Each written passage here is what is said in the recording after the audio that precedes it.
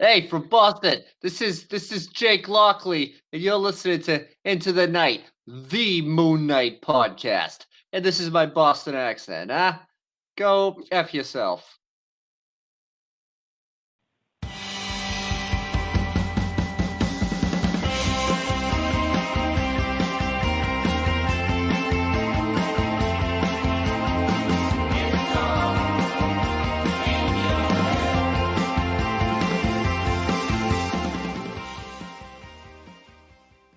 Yes, welcome back, Loony listeners. You are listening to Into the Night, the Moon Knight podcast. I am pumped. I'm raring to go.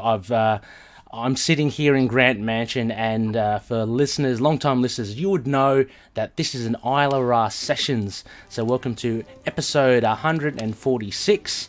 As mentioned, I am in this plush setting of Grant Mansion, the mahogany, is it the teak? I don't know. The hardwood just smells so luscious. Have servants waiting on me. But not only me, I have a special guest seated across the fireplace, of course, across the polar bear rug is a very special guest, a stand-up comedian and podcaster himself, Matt Kona. Matt, welcome to the mansion. It's great to be here. I love the crackle of the wood. My socks are drying. The wood, the mahogany, the scent of expired pledge. You know, That's it. that can of pledge you've had for months, and but it still works. I don't know what the expiration date is. You're not eating it, but It's atmospheric. It's vintage. You know, it's matured with age. Yeah. You gotta love these 10-foot. I'm going to convert to empirical. Ooh. 10-foot ceilings. It's really just grand here. But we've got Matt with us. For people that don't know about the show, this is the ISLA RA Sessions, aka Top 4 Desert Island Books. I've invited Matt over. He's a fellow loony. As I mentioned, he's a podcaster and a stand-up comedian. And we just usually get people over for a one-on-one chat, just to learn a bit more about our fellow loonies in the community, as well as we get to dive into Matt's top 4 books. So as always as well, in the show notes you'll see 4 encrypted links of Matt's 4 books. Now you can click on the link now and stop the podcast and have a read, and then come back and listen, or you can wait and everything will be revealed to you as we go one by one. So Matt, welcome. We always kick off with also a set of core questions. I will jump back and forth because I really want to learn more about your comedy side as well. But first things first, how did you get into comics? Ooh, well, I had probably from getting comics, going on trips with my parents or grandparents to the drugstore, the druggists, the pharmacies, and convenience stores. They'd have little magazine racks, and I think I used to occasionally. I remember being sick. My family. I live in Massachusetts. My family would go up to Maine, which is about an hour and a half away, and used to be a part of Massachusetts until the old Louisiana Purchase or something. No, something like that. But for you American historians, so I would, yeah, they'd sometimes bring back a comic or something for me. You know what? It started with, I think my mom, she meant well. She brought me like a Teen Beat magazine, which shows like all those heartthrob 80s actors.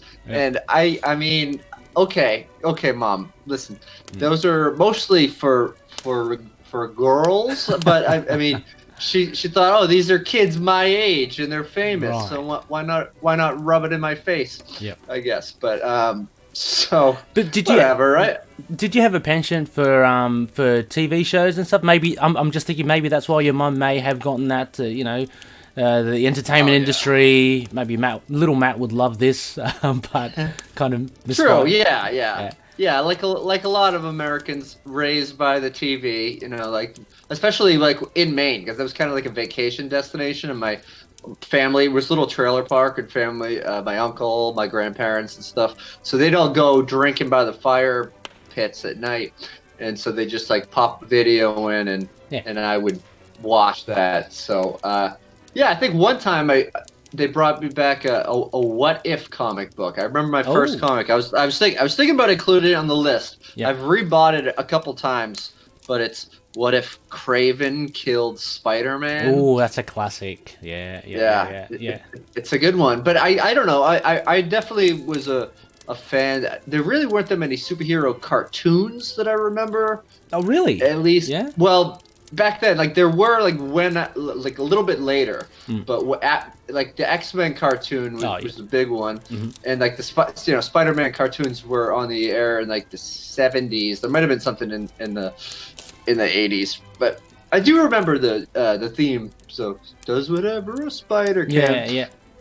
But I didn't know TV schedule, so I didn't know when to. I would just watch cartoons on Saturday morning and take what I could get. Yeah. Did they when you were little? Did they do reruns? They did it here. I mean, like, and right as well. I didn't have any TV schedule, but I seemed to bump into it. I think they were the '60s Marvel cartoons where they were literally like cartoon strips, but they were like moving to the things. And they had the Hulk, they had Iron Man, they had I think Captain America. Did you see them as well? Or I have a vague recollection. I remember knowing about the Hulk, and I knew that Lou Ferrigno, well, I didn't maybe know him by name, had a TV show, a live-action Hulk. I also really liked the world of professional wrestling a lot when I was a youngin', and that kind of crossed over because you had Sergeant Slaughter, who was on G.I. Joes and Transformers, and I think I remember seeing those as comic books and grabbing a couple of those as well. So it's all kind of a blur, you know. The early '80s. I was born in 1982, and a lot of these TV shows, you know, the cartoons and stuff. Yeah, they were from like the '60s. I don't particularly remember like the comic book strip ones, but but I know like Captain America. You would see imagery everywhere, like birthday parties and stuff, and then kind of discover it later. Well, that's a bit. I mean, like who knows? Like in Australia here, I mean, who knows what they gave as reruns? They're probably like dead and buried shows that the US would never air again, but you know we got them over here, so you know. And also you mentioned about wrestling. So you used to be a fan. Are you a fan now, or? Yeah, I mean, I still like wrestling. I just don't follow it on a week to week basis of things, but I have I mean, as you'll see when we get into my list, I'm a kid of the 80s and 90s, so I have a deep nostalgia for that period. And these last few years, I've kind of gone back and either caught up with stuff that was sort of satellite around what I was watching then, you know, and old movies. And, you know, I had the WWE network for a while, so you could just watch straight up shows from like when you know, and, you know, some of it holds up better than others, but yeah, I don't know. I like that wrestling is kind of universal. It's changed with the times, but it's essentially a soap opera. It's storytelling. It's cartoony, bad versus good, and stuff like that. Yeah. I used to love it as well when I was a wee tacker, and you know, loving the kind of comics and the TV shows of superheroes as well. So, and you see a lot of comic book fans now, and comic book writers and artists, they're big wrestling fans. So there's definitely like a synergy between the two mediums. So, but yeah, I mean, I don't follow it now. I used to stay up, and I used to, I was that young.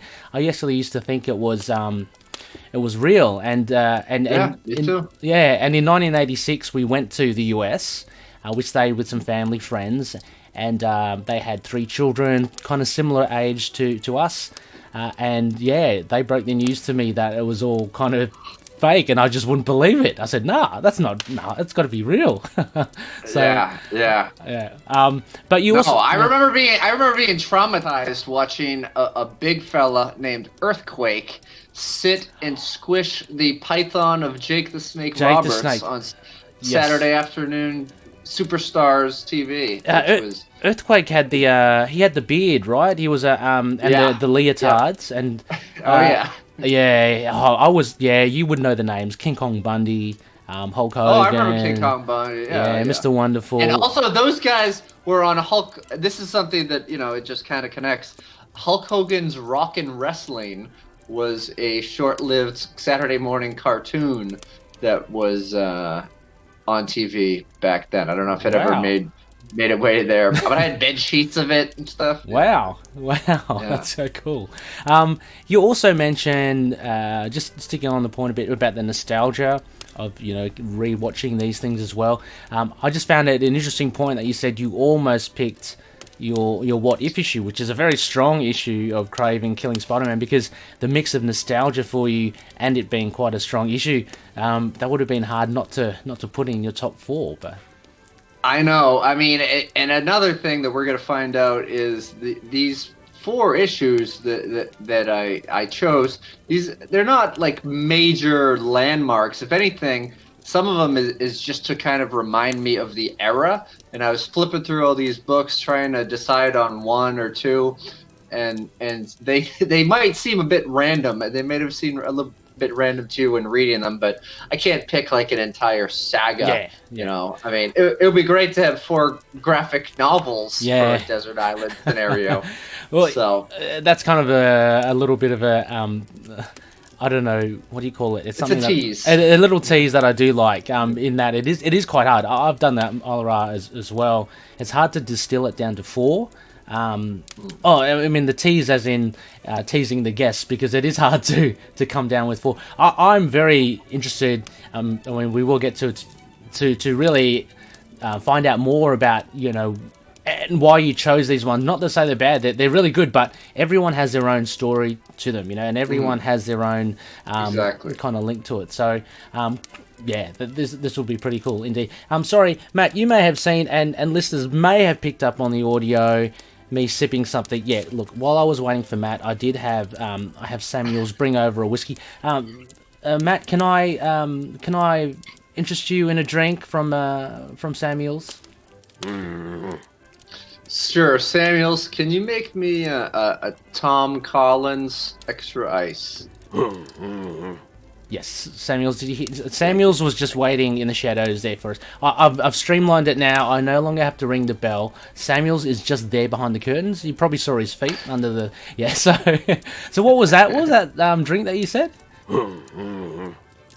So it's a Tom Collins, which it's kind of a cop-out drink because you make it with Tom Collins mix and and I think you can interchange vodka or something else, but I don't know. I remember when I was first dabbling in illegal underage drinking, I was introduced to this drink and I quite liked it. And later I had a friend in school whose name was Tom Collins. That probably predated it. So I thought, oh, that's cool. My old buddy, he moved away, and now I'm paying tribute to him by getting drunk at the age of 17, sleeping over at my friend's house, watching movies. Yeah.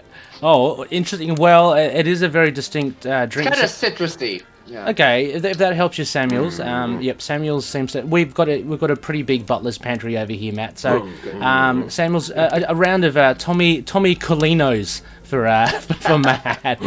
Thank you, Samuel's. Off he goes. He'll be back with that very soon, Matt, as well. Sorry about that break. Anyway, so I want to actually just a little bit further, Matt, about your comic. Getting into comics. So you mentioned that your mum brought you some comics, one of them being the What If. So kind of lead us in. Where did it go from there? Like, and how else did you kind of explore different publishers, titles, and stuff?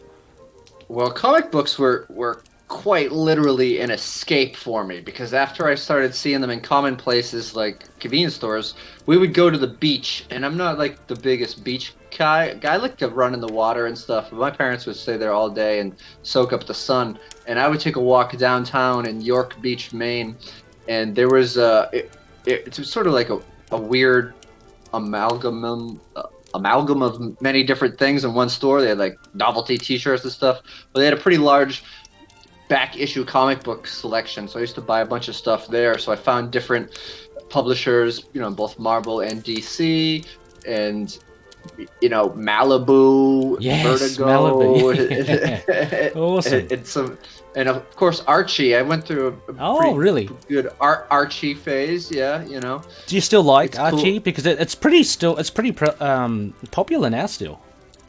Yeah, I haven't read much new Archie, but again, like when I go to comic book stores, I spend a sizable time in the bins and getting deep in the bins, and I picked up an old Betty and Veronica little short stack like book. is it a those digest? are good. Yeah, digest. That's what it is. Right. And so I enjoyed that. I read that a while back, and I mean, the way that Archie is kind of modernized is great with like the not just like the Riverdale show, which I've only seen a little bit of, but Archie versus Predator. Yeah, and, yeah, I've read that one actually. Like that. It's really weird. Yeah, I know. But yeah, okay. So Archie's pretty. I'm really jealous of those bins that you guys have, and it must be such a great resource to pick up all the older titles, like you say as well. Yeah. But DC and Marvel, it's kind of, I didn't really have an allegiance towards either one of them. I mean, Batman, when the movie came out in I think 1989, that was awesome. I loved trading cards and stuff like that too. But I was sort of at the mercy, like when I went home, to what issues were available in the stores near me. And luckily, even though I lived in this tiny little small town, there was like a comic book and trading card shop that opened up that I would just go to all the time, and I would just pick what I liked, but I judge from the cover, and then you kind of get into something. Because I was about to ask, and is it the art that kind of drew you in, or was it something that kind of, were you in that mindset of, I want to just try something different, like I want to take a risk and say check out Alpha Flight or something, like that. Is that how you kind of landed on it? But it's more so the comic book cover, right? Yeah, I think so. I think the cover would kind of draw me in. Sometimes if I knew that there was crossovers with characters in a book that I was reading, then I would check that out. I remember being like fascinated by some of the stuff, like Excalibur. I always knew was sort of X-Men adjacent, but it was in England, and and some of the stuff also I could judge it by, and judge whether I was going to buy it by the price on the cover. Like there was some fancier stuff, like the normal comics were $1, but some of them were like $1.75, and I was like, this must be for people with a budget higher in the teen spectrum. Yeah. Now, I remember that as well, and I can't remember if it was that big a leap between $1 and $1.75 or not. But say for instance, like for Moon Knight, I mentioned it a lot. The paper stock in there was slightly different, so it seemed like it would, and it has hold up a lot longer over time, because the main comics had this kind of cheapy, I don't know, the pages would soak in the ink, and and if you had too much oil in your finger, which I always do, you smudge it. But I opened up an old Incredible Hulk, Peter David, Dale Keown issue, and I had a look at Joe Fixit issue, and I was like, oh, this is so cool. I've only read it a couple of times. It's like 20, 30 years old. I open it and it's so faded. It's like, oh man, this is so it's a shame, but definitely different price differences for the books. But of course, what you have in the wallet will determine what you can get as well. So also within the comic, like the page that has where you can get the subscriptions and stuff, like there's sections where they're the ones that are higher, and Moon Knight was always in them, and so sometimes the name would fascinate me, like even if I didn't see it because there was also a video store that had a comic book section, which was cool.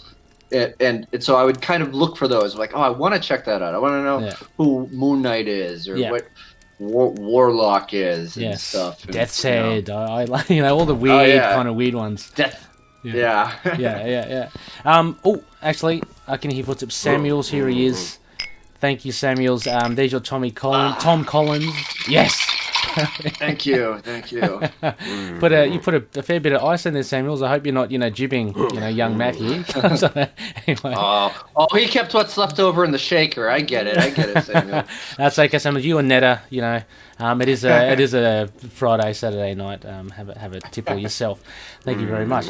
Well, okay, Matt. Well, actually, I just want to jump now to one of the other core questions that we usually ask, and it depends on the guest. For you, I thought it would be interesting. we know, and I introduced you as also a podcaster as well. You're actually one of the co-hosts on one of my favourite podcasts. A big shout out to the Quantum Zone, a Quasar podcast. So that's on Capes and Lunatic Sidekicks. But apart from being a podcaster, Matt, you're also a stand-up comedian, which, my gosh, it just kind of floors me, because that's one of the most terrifying things I can think of. How did you get into stand-up? Well, I got into stand-up, kind of backed myself into it. I've always been a bit of a wise guy, and I always like to.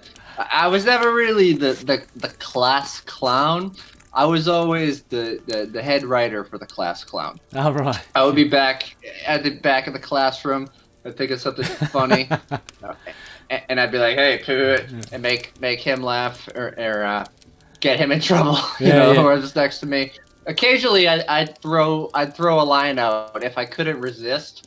And there's just like a short one. Speaking of bad print and fading, we would have these Xerox sheets, these photocopies that were like almost unreadable.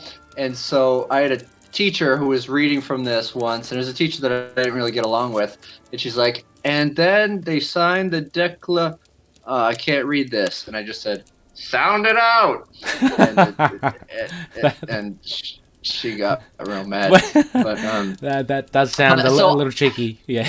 Yeah. So I was always a funny, affable guy, I think, and make it. I love pranks and cracking my friends up, just being silly. So later on, I started getting into punk rock music, and I had a lot of friends who were in bands, and these bands started to tour around and see the world, and they would just ask me to go as a roadie, and I was like, I don't know anything about. I can't tune a guitar. I can't do anything. They're like, oh, you just gotta hang out, keep the spirits up. You sell T-shirts, you drink with us, whatever. Stay in people's basements of houses and stuff like that. So I did, and then I did that a few times with bands. And then I was having so much fun. We were on this tour in the U.S. and there was us, this band called Foreign Objects. There's a band from South Carolina called Logic Problem, and another band from Australia called not Australia. Sorry. Hopes up. Get them down. Down. Wrong continent. From England. Okay. That other place. Yeah. And they're called The Shitty Limits, and they were all very funny. Like their songs are funny too. Not like Weird Al, but they're witty, Yeah. They got like sense of humor. Yeah, in that punk sensibility, that kind of thing. Yeah. Yes. Yeah. And so we would have all these shows and then hang out, this massive group of people. So they essentially became like my test audience. So I would tell stories, I would make fun of the bands, I was kind of being like the roast master, storyteller guy, and I would do like fake sound checks before the shows, and just I love making them laugh and talking about comedy. Like they turned me on to a bunch of like weird British sketch comedy that I'd never heard of, and so on the way back after the tour was ending, pretty much driving from Pittsburgh to Boston, I was like, I think I'm gonna try to do open mic, try to do this stand-up thing. I'll try it out. And I looked it up, and like the day we got back, there was an open mic night.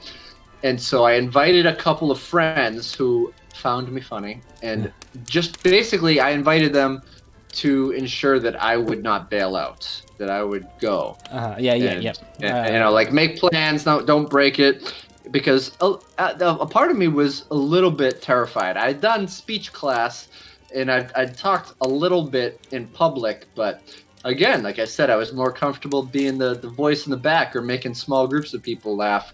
So that's a big thing though. Like it's something, as you say, that you started getting interested in, but that big leap to public speaking is like. But so how did you find it? Like with the first couple of times when you had the mic in front of you and you're in a darkened room with silhouettes kind of looking up at you. Well, I mean, public speaking for the very first time was in college when I did a very personal story in speech class, and that was kind of terrifying, but it went well. Yeah. But it wasn't like a funny story. There was a couple parts that had tension-breaking comedy moments in it, but so that kind of prepared me for it. Also, the fact that open mics have sometimes 50 comedians, so it depends on where you go and the time limit you're allotted. So I'm sitting there. I got there at 9 o'clock at night, and I didn't go on until sometime after midnight. So I'd seen a lot of people go up, and I'd seen a lot of people just suck. So their mediocrity gave me confidence. I'm like, oh, I'm gonna just go up there and whatever. Oh yeah, it's good. And part of what I was doing my very first time on stage could be construed as anti-comedy. So sort of like I was telling jokes that were so unfunny that they were funny in my head. Like really, really dry? Is that it then? Or? Kinda. So like here's an example, or like maybe like more clever than they ought to be. Mm-hmm. So you said I could use a curse word. Of course. Here? Oh, okay, don't worry. Okay. Phil has sprayed the show with plenty. So yeah. Which is odd because the Quantum Zone, we have a no cursing bylaws, but yeah. So all right. So I would go up on stage, and I was a little nervous, and they knew that it was my first time, and I'm like, listen, I have a fucked up joke, but I don't know if I should tell it. Then people are like urging me, yeah, no, tell it. Okay, but I gotta warn you, it's real fucked up. Why did the chicken cross the road to get to the other side? Okay, I got another one. Like it was a fucked up joke because I told the whole thing at once. Oh yeah, of course. Yeah, like I fucked up. Yeah. So it was some stuff like that, and but it was kind of exhilarating. I felt like I was pranking the audience. Yeah. I can't bomb if I'm not that funny anyway. And then the next time I did it, I kept writing more jokes. And the next time I did it, it was like a sort of a show. It's kind of like a booked open mic that it was a contest. And I brought a lot of people, and I won $50. And so I was like, nice. I'm a paid comedian now. Yeah. Well, that's third show, bomb horribly. Everyone hates me. Well, I mean, it's good to have that validation, to know that you're totally not off the tracks at all, So right. But yeah, I mean, bombing the other show, I guess that's the thing as well with stand up. You've got to be prepared for the big falls as well as the highs, which is such a thing because you've got the reaction there right in front of you, So really, really hard stuff. Interesting. You talk about writing all the jokes, so it just fascinates me. Material then. What do you do? Do you go, okay, it's Sunday, I'm going to take my notebook out, I'm going to walk outside, and I'm just going to kind of observe the world and see what's funny? Or what do you do? How do you go about it? Like, well, I mean, for me, it was just sort of, I would write things when it occurred to me. They were usually just silly things. Also, when you first start out, it's often filthy, dirty, inappropriate thoughts that should not be said in front of polite company. Look, that's the basis of Australian comedy here, so just don't worry. Yeah. No, I watched a set of mine someone posted on Facebook. You get memories pop up from 10 years ago. Mm-hmm. And I had my wife, who is a comedian as well, watch that. And she's like, this is disgusting. And I was like, yeah, I know, but it's funny, right? I mean, it's filthy. Yeah. Okay. Yeah. But, so, I mean, sometimes I would later get into stories of things that happened to me. And I remember once on the way to a show, something happened to me, like an encounter with a crazy homeless guy on a train. Oh. And I was like, wow, this story basically came to me fully born. Yeah. And so I did it at the open mic, and it became sort of like a signature bit. Like I just kept adding to it and kind of finding the beats and the rhythm to it, and adding little asides, and that became like this real breakthrough joke, which helped me a lot early on. Make people laugh with like a big solid closing bit that was sort of hard to follow. And then I don't know, like it would just happen. Like I would usually cut, some little bit of personal experience, some observational stuff, a lot of wordplay and sarcasm and stuff like that, and then just honing it. Like I would record myself. I started recording myself on a Walkman with a cassette tape. Oh, this is in yeah. 2009, but I still had them with headphones plugged in as the microphone to pick up the sound. Awesome. And so I would listen to it and be kind of my own writing partner when I got home. I would sit down with a beer or something else and then listen to it and analyze it and add and subtract things and critique how many times I say like or but or try to trim the fat, because you don't know what the hell you're saying when you're on stage and you don't realize these bad habits and tics you have. So that became something that I would really harp on and try to get it together. Are they kind of club owners and stuff? Are they strict on certain? Like, are you limited by certain parameters that they say, look, just don't go there? Oh, obviously taboo subjects. Yeah, okay. But sometimes, but very, very rarely. But there would be some times where people would do that. But I mean, most of my time in my early formative years was spent in open mics or bars. So it was very rarely that you would get a show that said, "Hey, don't say this word. Don't say that word."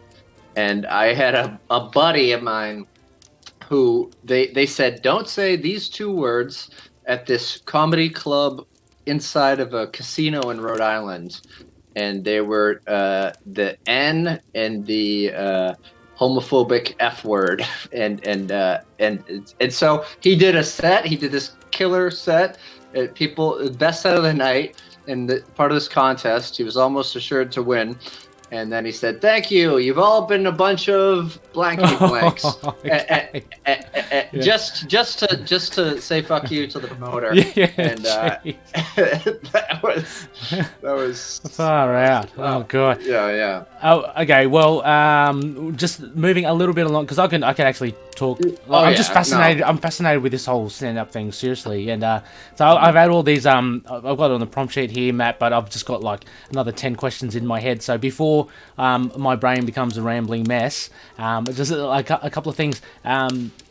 So you mentioned as well, like as you said, you kind of fell into it by becoming a roadie. And so, did you ever really get into like watching stand up or not necessarily live stand up, but like famous comedians? Like one of my favorites, like Rowan Atkinson. I'm not sure if you know. And the Mr. Bean. Mr. Bean, but the young ones. Oh, the young ones. The young ones. Yeah, Rick Mail, fantastic comedian. But yeah, was there any inkling of that, or when you were in your upbringing that you were looking and going, okay, well maybe one day I can be someone like that, like sort of. So I was really into sketch comedy. I really like. I remember my parents had a bootleg video. Sorry, FBI, of the best of John Belushi on Saturday Night Live. Nice, yeah.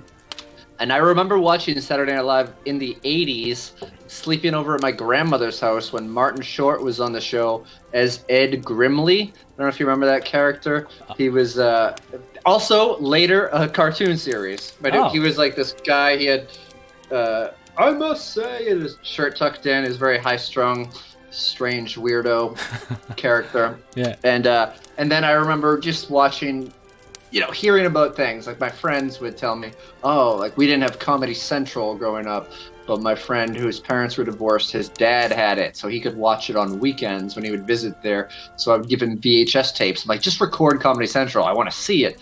And then give me the tape. I don't care. And so there would be stand-up comedy on there and sketch comedy. I always wanted to do sketch, and years before I started doing stand-up in 2000, I did a cable access, I'll call it a special. I wanted it to be a series, but I could only patch together one episode.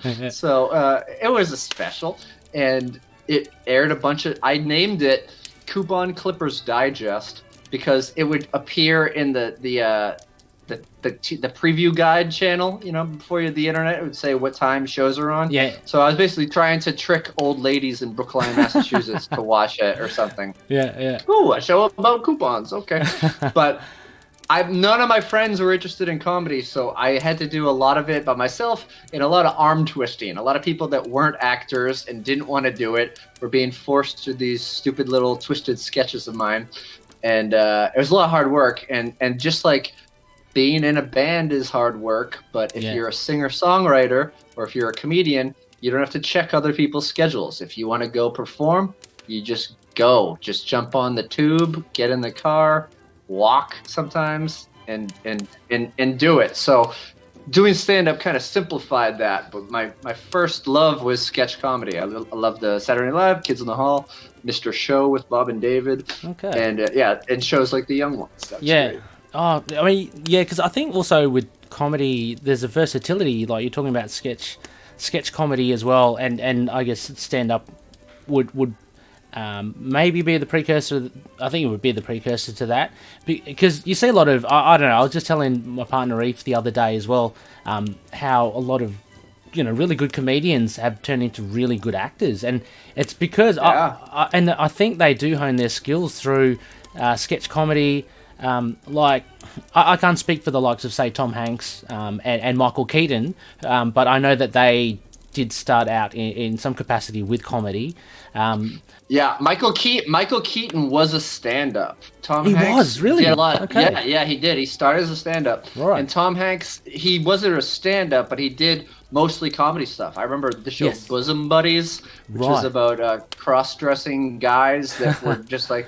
They would dress up like women because they only allowed women in the apartment that they wanted or something. Yeah. But he was a great early Saturday Night Live, early when I was watching Saturday Night Live host as well.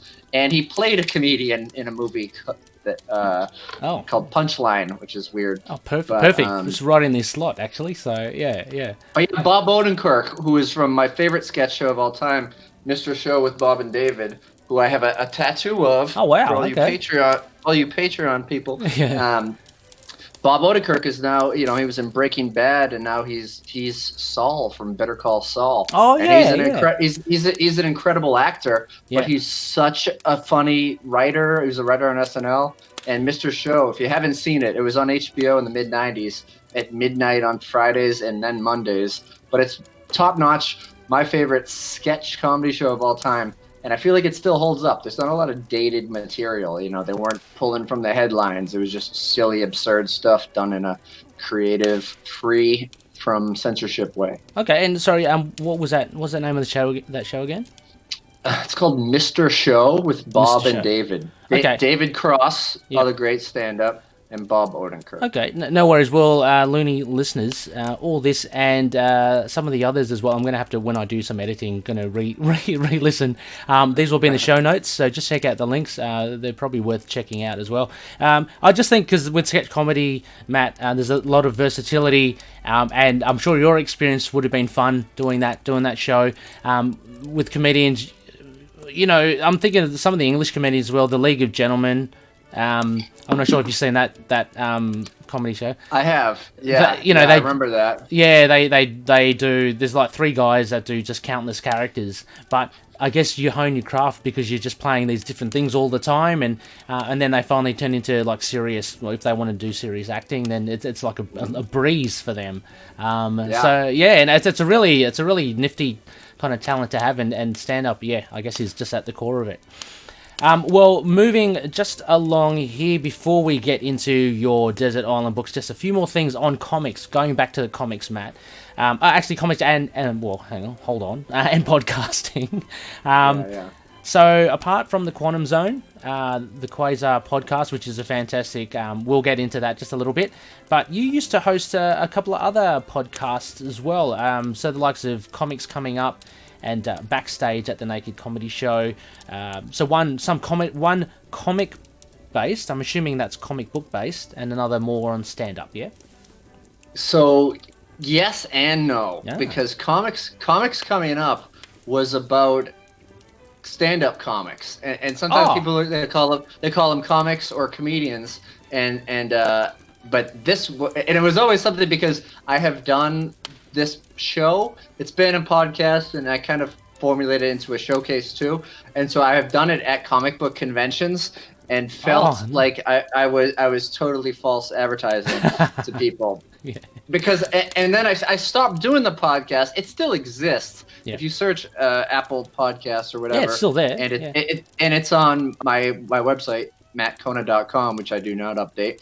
But so I was really interested. I'm gonna say this was the first comedy podcast in Boston. Now there's a ton of them, and a lot of podcasts are very nuanced now. This was just me talking to comics. I didn't think it was like an inside the actor studio thing.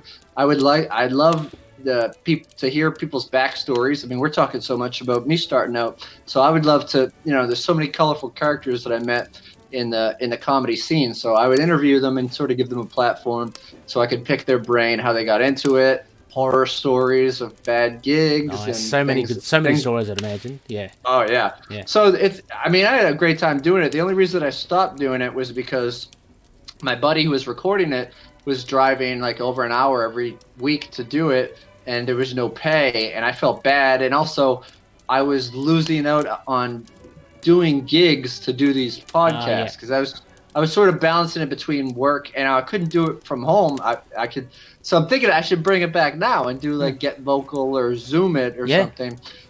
But I should. I really enjoyed it, and it's something that I am proud of the history of it. So I did Comics Coming Up for a while, and then I did a podcast with my friend Nick, which is about mixed martial arts, which is called MMA Maniacs. He named it, and we would just talk about the current days, fights coming up in the UFC primarily, and also Bellator. We would go to some live events, and that was another thing where he was traveling from very far away. Yeah. And if we couldn't get a podcast up on time, it was useless because you want to listen to a preview for a fight that happened 3 days ago. Absolutely, yeah. Is he the the same Nicholas from the Ridiculous Nicholas podcast? Or?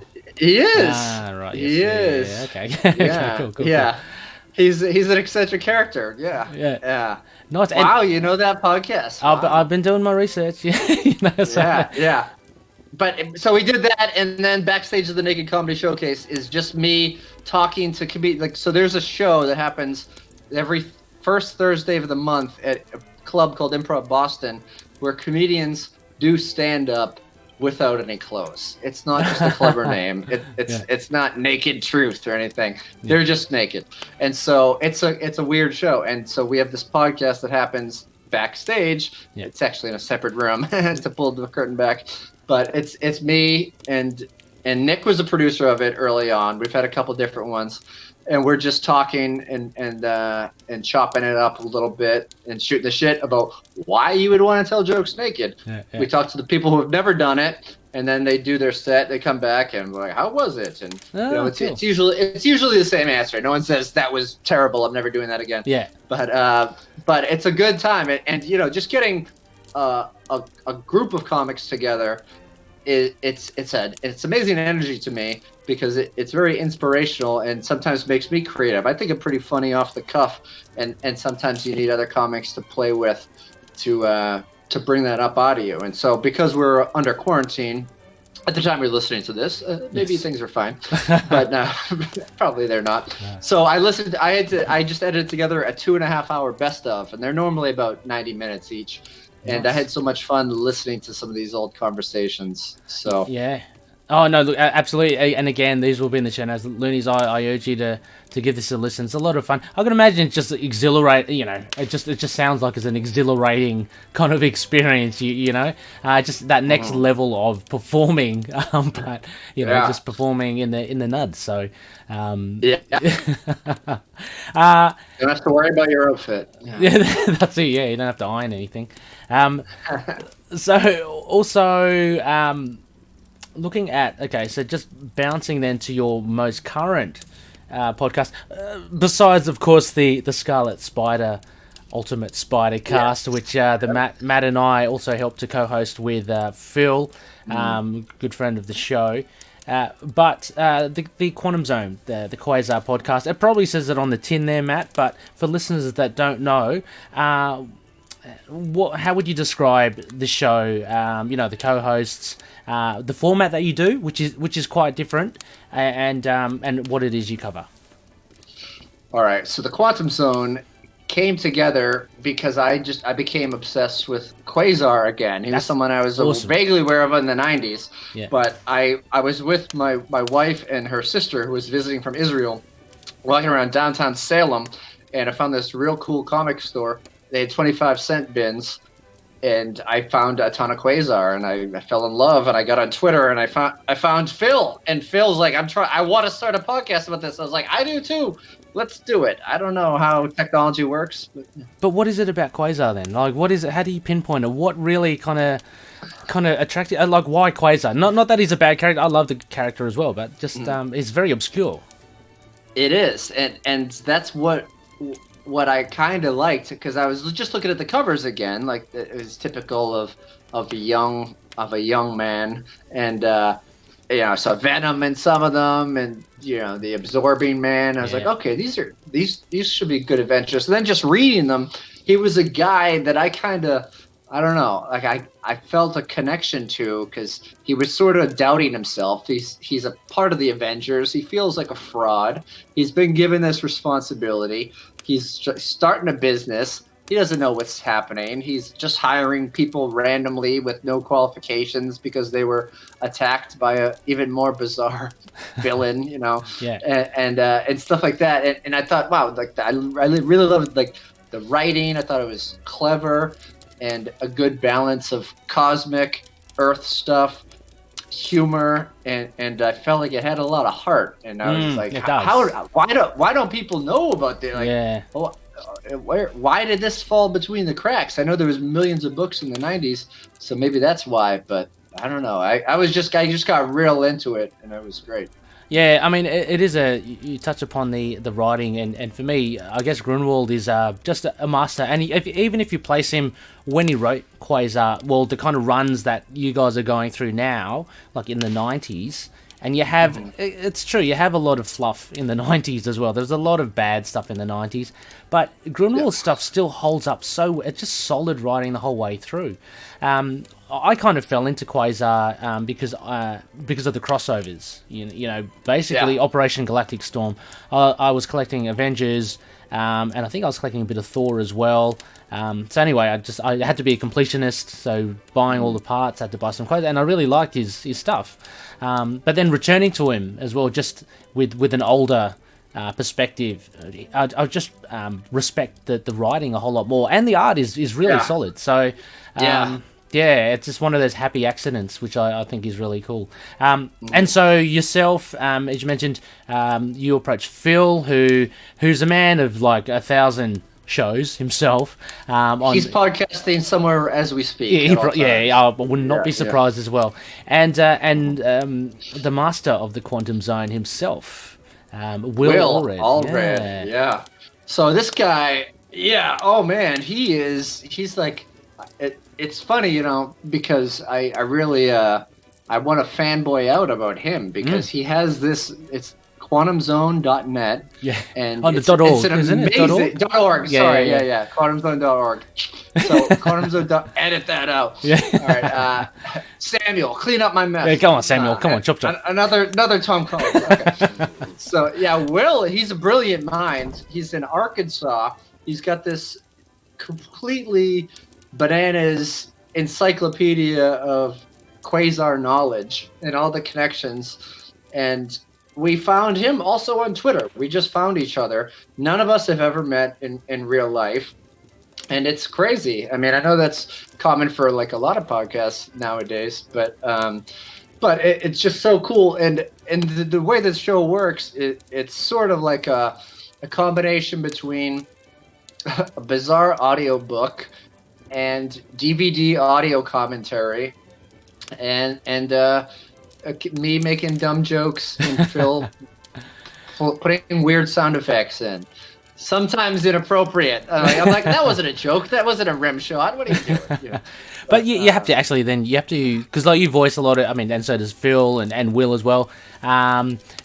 you know, and I'm following Phil as well. You do put a lot of panache in your voices as well. So there's some acting there coming through with the Hercules and who was it? The Kid Reaper, Bunky and Bunky. Yeah. Kid Reaper, very bizarre little character there. Yeah. I tell you, so it's actually a double-edged sword, that show as well, because if you don't have the comic, then listening to you guys is, as you say, like an audio book, and there's a bit of commentary.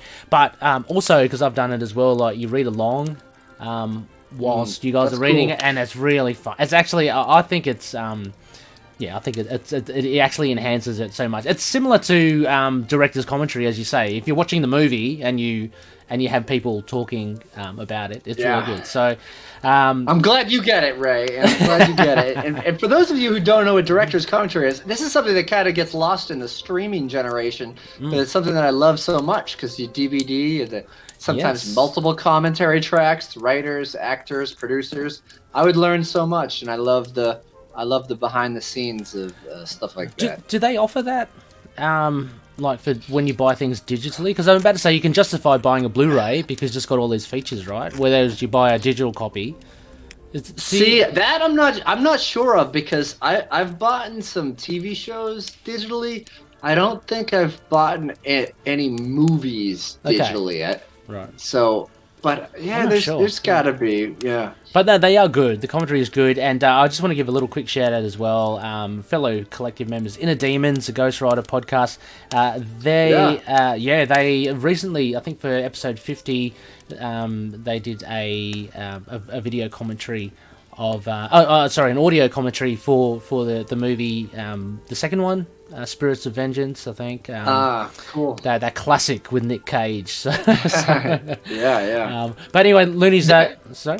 Yeah. No, I was gonna say that is something that I like, that when fans do stuff like that. So you can see that on YouTube sometimes. Yeah. And they just say, "Hey, cue up the movie and press play on the YouTube video." That's fun. And it's great. Yeah, I love that stuff. You have you get it's almost as if you're having a conversation. You're on the couch and someone else is, you're just talking, because you do that, right? Unless you're the sort of person that doesn't like to be disturbed while you're watching. I am kind of that person. Yeah, well, me too. I think everyone is a little bit. Yeah. But one thing that my wife is, she takes me out of it. Sometimes I have to tell her, like, stop.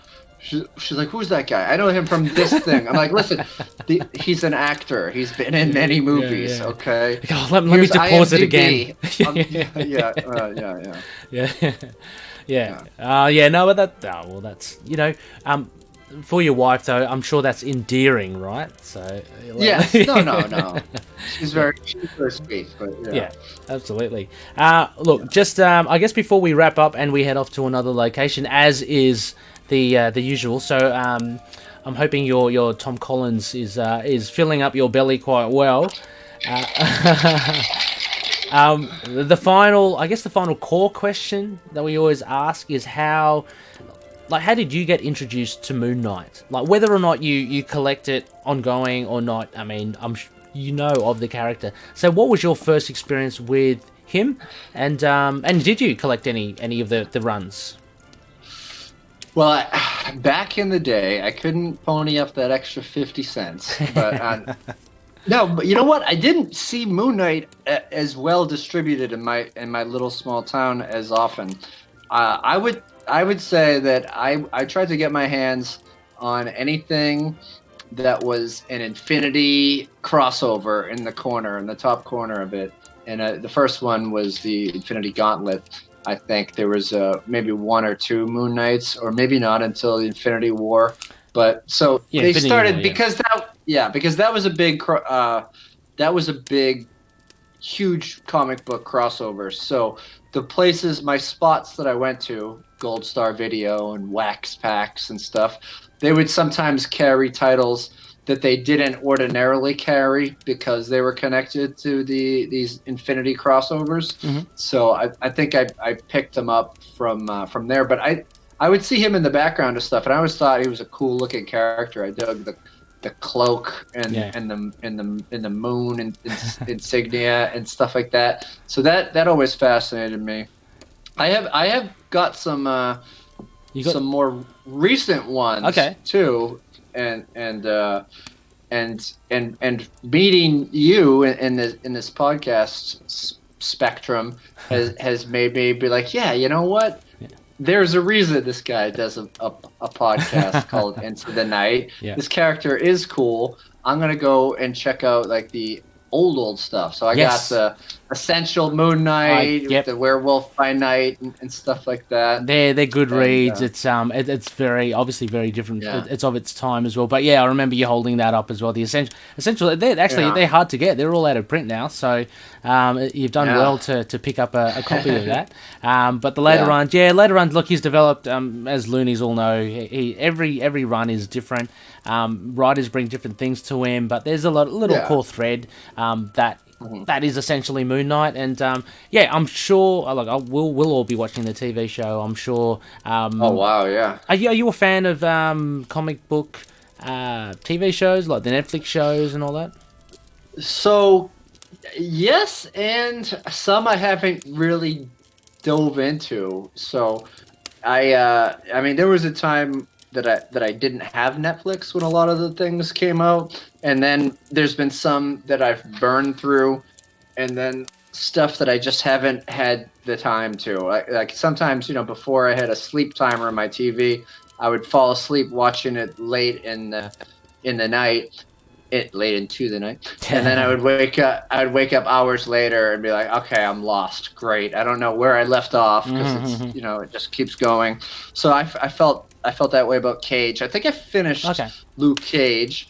I loved Daredevil. Yeah. I loved the Punisher series, and then I just didn't watch for some reason that many of the Defenders. I didn't see any Iron Fist. I don't know. Like sometimes really? I don't know. Like I think I tried to start it, but I never really read that character. I as a kid, so I wasn't like as urgent to it. And now I'm just kind of take it for granted that they exist on Netflix, so I could go and watch them. I really like the Jessica Jones series too, and I know there's kind of an interconnection, and it culminated in the Defenders. I think it also, one thing that kind of overwhelms me is like, oh wait, now I need to watch all of Iron Fist before I watch the Defenders or something. There is that, and so.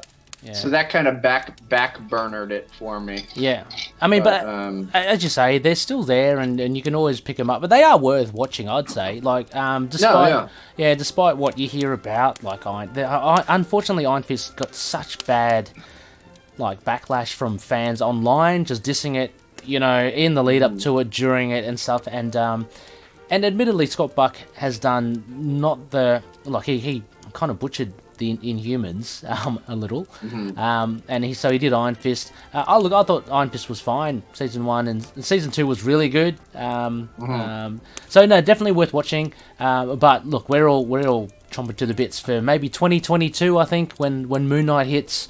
God, man, it's going to be crazy. This podcast is just going to go haywire with that. So, quick little side note: there was a superhero series that I loved in the '90s. And that was the original The Flash series. Yes, did John Wesley Shipp. Yep, I love that show. I loved it. That actually, I have the collection on DVD. Oh, you do? Which I've owned twice. Wow.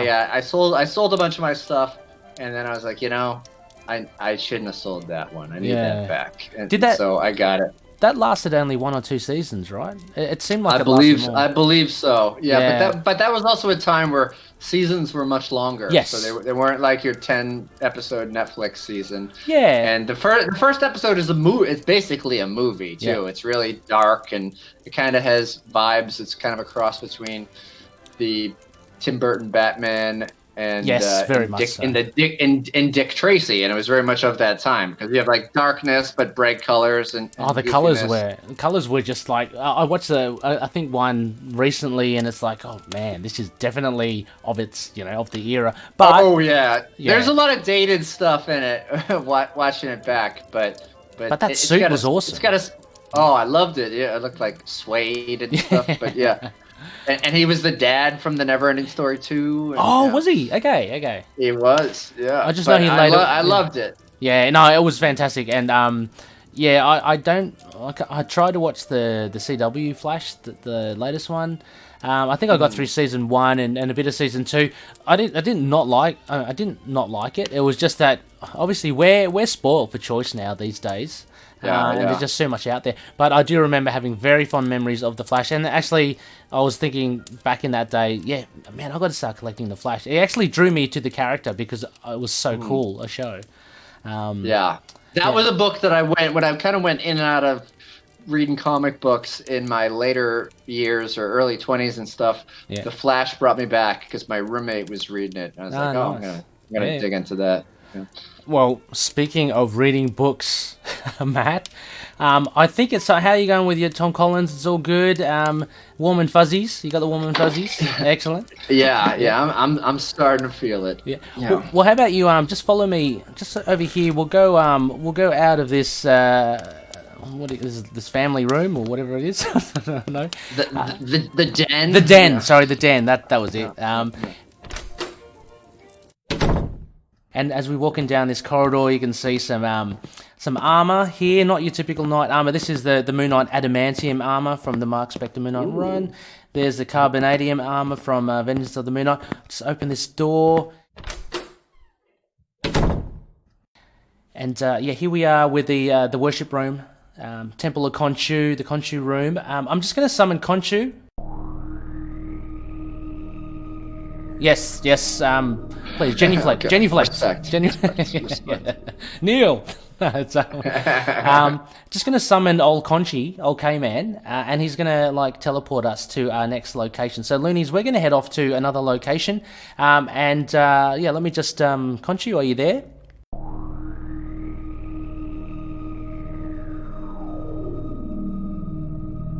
Hello, this is Khonshu. What do you want this time? Hi, Khonshu. Yeah, it's me, Rey. Look, I'm here with Matt. Hi, Matt. Matt, say hello to Khonshu. Hi, Khonshu. Thanks for having me. Yeah, Matt's a big fan. He's very devout. He loves your stuff. He loves your work. Anyway, Khonshu, can you please teleport us to our first location? We've got a couple of books. We got 4 books of Matt's to cover. Well, I suppose it is. I suppose I can do that. You really do ask a lot of me, Rey, sometimes. I'm sorry, Khonshu. Look, this will be the last one, I swear. Alright, let it be so.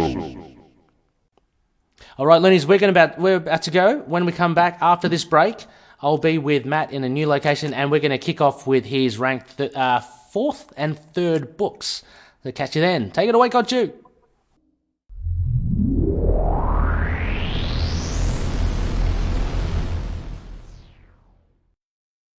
Hey there. I'm sure you know about the Capes and Lunatics podcast, but have you heard about the Capes and Lunatics Sidekicks podcast? It's a fun home for classic and new reviews of just about everything. We have the Ultimate Spider Cast, where we cover everything Spider-Man. The Quantum Zone, where we talk the classic Marvel character Quasar and do deep dives on the cosmic side of Marvel. We also have Comic Capers, where we cover everything old and new in comics. It could be anything, any company, any decade. And we also have our Media Mondays, where we cover some kind of TV show, be it a Arrowverse current hit or our summer specials, where we do reviews of classic episodes of the Buffy the Vampire Slayer spinoff Angel. So, if you're a fan of pop culture and media, you should really check it out. And I promise you, you won't be disappointed. Hi, this is Dave. And I'm Stu, and we're from the Signal of Doom. We're proud members of the Collective, and you're listening to Into the Night, a Moon Knight podcast.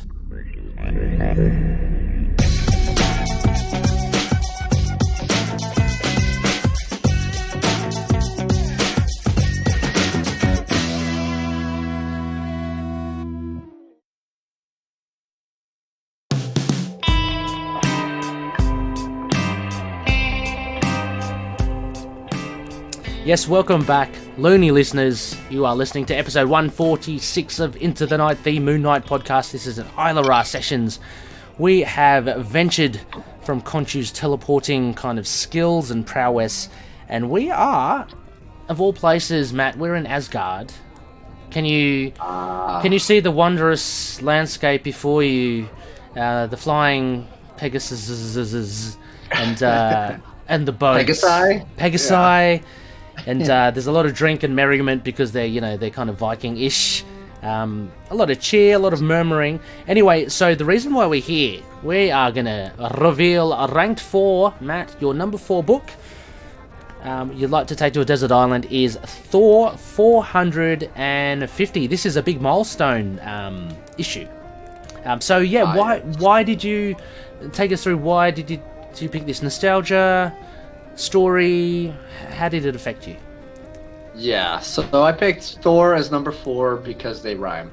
No, not really. This is all right. So this is partial cop out because this is it's like a big packed issue. It's like a double-sized whatever. But this was from an era of Thor that was kind of special to me because it was being printed at the time that I was sort of getting into reading comics, and that was at a time when Eric Masterson was in charge of Mjolnir. He was the wielder of the hammer, the man with the beard, and he was the guy of the moment. Yep. This is synonymous with the 90s for me. Eric Masterson, Thor, the modern talking. Slightly different looking because he's got the eyepiece over his thing, bearded Thor. So yes, yep. He's got the little what's it called?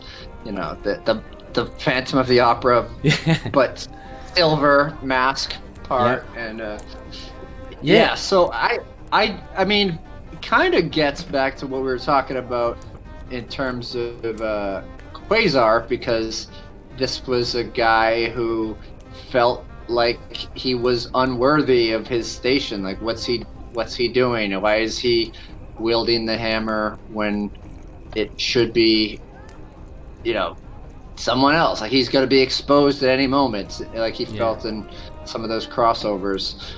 But he had a lot of that, didn't he? He had a lot of doubt in himself, which is actually quite refreshing for the character of Thor, because he's always been such a confident, almost arrogant kind of god, right? Knowing how powerful he is and taking on stuff. So it does give a different angle of this Thor, and his relationship with the Avengers, I think, is very interesting, because he's not sure that he's doing a good enough job for them. Yeah, definitely. And so this one, it was a 450th issue. I remember being very impressed when I was reading comic books that there had been this many issues too. It's like Thor seemed to be like way more than Spider-Man, which I was reading, which is in like the 300s, and Fantastic Four was also probably in the 400s. Yeah, that was a big end as well. And and so that was always very overwhelming to me. I'm like, wow, there's this many. If I wanted to go back, first of all, it would cost me thousands and thousands of dollars. Pre-internet, but but this was I mean, when I reread it holds up. It's got aspects of things that I liked. Mephisto, the devil character, he's at the very beginning. It sort of just refreshes any average reader, which I was. If you were just picking up the set of comic book, you're like, why does Thor have a beard? Oh, he's being trapped. He's somewhere else. Yeah. So just for the readers as well, or the listeners, so just a little bit of backtracking and setup for this issue, Matt. So the real Thor is in hell? Is that the idea? The real Thor is trapped, and that's why Eric Masterson has got the hammer. So he's not really the true Thor, but he's got all the attributes, right? Right. Yeah. Okay. So Odin's it doesn't say hell, or how they normally spell hell or refer to it. It just says the sweltering gloom, the eternal home of Mephisto. And where do you think that is? Yeah, exactly. Yeah, no, Mephisto's great. I mean, I think he's being reused now as well in a lot of current comics, but he's always good. He was incapacitated in the Damnation run, which we've covered. It was a couple of years ago, I think, with Doctor Strange. He was imprisoned in Las Vegas. That's still been touched upon by Ed Brisson in the recent runs of Ghost Rider and stuff, and I think he's and Jason Aaron, and I think he's coming out now. So Mephisto. So yeah, always a great villain.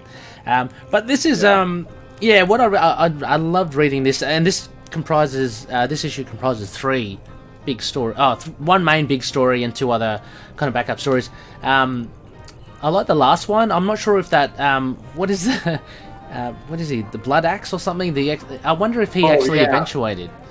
Well, it's kind of the, I guess this may be the introduction to Blood Axe, but when later when Thor comes back and Eric Masterson becomes Thunderstrike, Blood Axe is a constant foil of his. Okay. So he's sort of the big bad guy that keeps popping up. I think Thunderstrike went maybe a little under 20 issues, but Blood Axe is very present. So this is sort of, you see the early days of Blood Axe, and he's sort of dictated by this axe and chain he has. He doesn't really know. He's sort of giving it to like, the fact that he's being led by this. He's not really in charge, but he kind of knows that he's going to learn the ropes. There's a word that I'm just blanking on. I was going to say like culpability or something. But, I mean, he also embraces it as well. I mean, he decks him out with it. He decks himself out with a new costume. He really gets into the whole vibe. So so that's the third story. I found that was quite cool. It was a nice, short and sharp. But back to the main story. So kind of, I guess in a nutshell, there's like war in Asgard. Heimdall has taken or usurped, I guess, the rule of Asgard. I think the Asgardians, I believe they think that he's done that like legally or whatever, but I think Eric Masterson knows that there's some sort of underhanded scheme happening. Odin is not in his Odin sleep. He's actually trapped in his sleep. There are some big players here. Carnilla, who I've read some old classic Thor. It's really cool to see her back here, because I've always been more familiar with the Enchantress, and she's here as well, a big Thor villain. But Carnilla's here as well. You have Ulik, the troll. You have all these other trolls, and then you have this cool SWAT squad, Matt, which are Stone and Code Blue, is that what they're called? Code Blue, right. And I just like their kind of brazenness. Like, they're up against trolls and stuff, and Stone's like, no, just treat them like any other perp, just keep on shooting, and we're gonna take them in. Can you imagine, you're on a rainbow bridge, you've got these weird looking creatures coming at you, but anyway, and the funny bit here I found was when Stone meets up with Ulik, and they're on that the Well of Eternal Tears. They're on the edge there, and Ulik thinks like he's hanging off the ledge and just kill me, just get it over and done with. Stone's going, you think this is about vengeance? No, I'm arresting you. It's like, you're thinking, what? Like, arresting a troll? Right. Yeah, it's almost like a reverse of the fish out of water aspect of the first Thor movie, because you got all these guys from America coming to Asgard, and a little bit of hijinks. Yeah. So do you know what kind of what eventuates with this? Because we're kind of left hanging a bit. There's the end bit where Carnilla and some old dude, is it Odin, are laughing at each other, drinking wine. Yeah, well, that's what it is. It's Odin, but is it really Odin? Is there some mysticism? Is he being led along or something like that? Which I believe that's how it concludes. Like, Odin was being manipulated, and eventually Thor comes back. I mean, there's a lot of sometimes some of these stories in the 90s especially, I'm figuring out now with my wiser eyes, they were a little bit perpetrated, or I don't know, they seem like overly complicated, as we'll get convoluted to in the Superman issue I chose a little bit later. We'll sort of get into that as well. And but I remember, I don't know, the getting back to regular Thor was a bit complicated. I don't remember all the details off the top of my head. Yeah. But it's well done. There's just a lot of you had to be paying attention to the many issues leading up to it. Is that just around the corner from this, from 450, or is it edging more towards? Because you'd think like a milestone issue would have some massive reveal. Maybe is it the 500? I don't know. Well, when does Real Thor come back? I mean, like you just said, you didn't know off the top of your head, but I mean, is it closest to this maybe, or? I believe it's close. I think it's within the next couple of months or issues. Okay. Oh, okay. It's a few more issues to go. Okay. Yeah. Okay. Because I feel like Thunderstrike came up a little bit around this time too. But did you ever collect Thunderstrike? I never collected Thunderstrike, but I know of his aesthetic. I have tracked them down since, right. But I feel like I might have got I definitely bought the first issue because that was always pretty cool to get a #1, especially if it had a little bit of a hologram or a prism cover, which I believe it did. It's a no-brainer. You just go grab it. In the 90s, it's like, man, this is going to set me up for my retirement fund. I'm going to get these hologram issues. I'm going to get these embossed covers. Little did we know. But anyway, no, they're still fun to have. I mean, and again, we'll reveal there's another issue that Matt has chosen that does have a holographic cover, which is pretty fun. So Thunderstrike came out in June of '93, and this era of Thor is September of '92. So I guess 6 months or so. Yeah. About 6 issues. Another whole arc in today's standards, and then we'll get something happening. Right. Okay, right. Look, I don't know about you, Matt. The teleporting and being here in this banquet hall has made me a little parched again. I don't know if you want a bit of a look. I can see Volstagg right next to us. Hello, Volstagg. You're looking rather larger girth. I don't know. Do you want to have another drink here, Matt? Sure, I'll take another one. Okay, I think I see the. Oh, it's not the bar. That's Odin. Hi, Odin. Are you tending bar? Are you? Okay. How many? Ooh, I feel like I should change my drink. Get like a nectar or something. Get nectar. Get some mead. If Matt and I were about to get some mead, a flagon of mead each, Odin, how many shackles should I give you? As many as are needed. Oh, okay, fine. Okay, we'll go for that then. Thank you. That'll be great. Love your work. Cool, excellent. Cool. All right, Matt. Well, so Thor 450. Any other any other nostalgic or any other really elements of it that kind of really stuck with you as to why you'd pick it to take it to a desert island? Well, I think after reading old 70s and 80s Thor too, I like that this kind of the worlds of Asgard is very similar to what you would see in those issues, matched up with Eric Masterson. I think I have a newer level of appreciation for both the worlds that they're kind of jamming together. So I think that's why I might enjoy it a little bit on the old desert island. Yeah, nice. Fantastic. It is a very cool issue to have on there. Definitely reread worthy, I reckon. And the art is the art's fantastic. I love that kind of old 90s classic. Art. Friends, is it? Is that Ron Friends? That's Ron Friends. It is. Yeah. Friend of Phil's, a friend of Capes and Lunatics. So really cool. How about we dive into, because I'm kind of building up to the big final two, Matt, as well. Like I know there's a rank. So rank 3, I'm gonna lift this gonna have a waiver on this Batman reference. You've mentioned it once, okay? I've mentioned it a second time. No bleeps, because your third ranked book is Detective Comics 668. So featuring none other than Batman. Again, Batman. Again, why did you choose this issue as well? This is an interesting one because it's in the middle of I'm assuming a massive, one of the classic runs, right? Nightfall or Night Quest or. Yes. Yeah. So Nightfall is the storyline that culminates in Batman getting broken by Bane, that epic thing.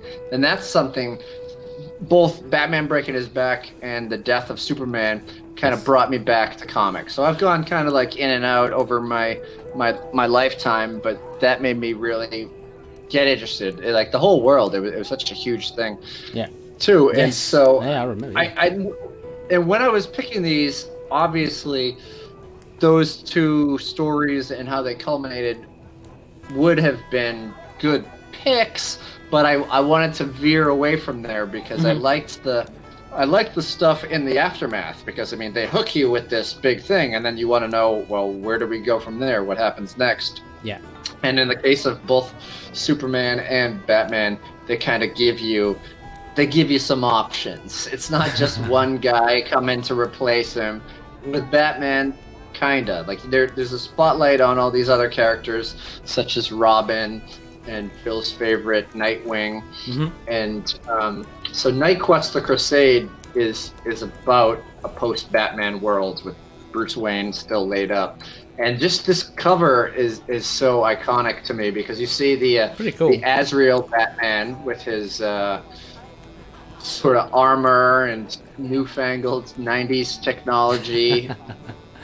A nice excuse to integrate some 90s-ness into Batman, isn't it? Like, it's a nice... Yeah, just throw a utility belt around his thigh. Doesn't really look like it has any use, but, you know, if you can't go cable-style cargo pockets, what else? What are you going to do?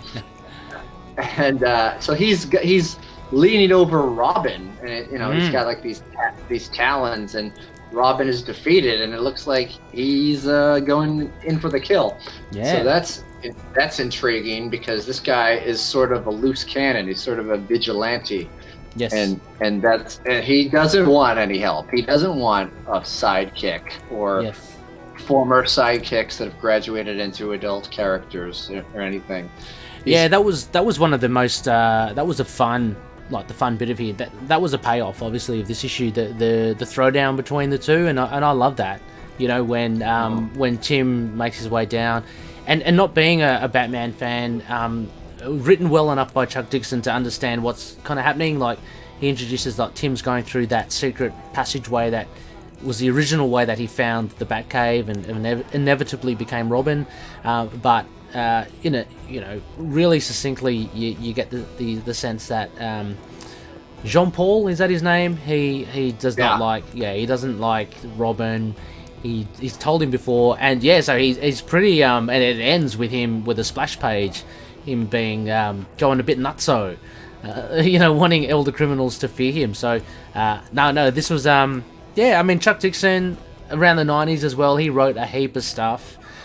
So he's, this is not his first rodeo. It's quite a good story. Yeah, and it's a story where, again, the cover wants you to pull people in to buy it. It's not a big fight with Robin throughout. You get some weird hijinks. You get some twin cowboys. And that was weird. That was weird. Yeah, wearing chaps and white pants and stuff like that. It's it almost kind of looks like Pee-wee's Playhouse kind of cowboys. They're planning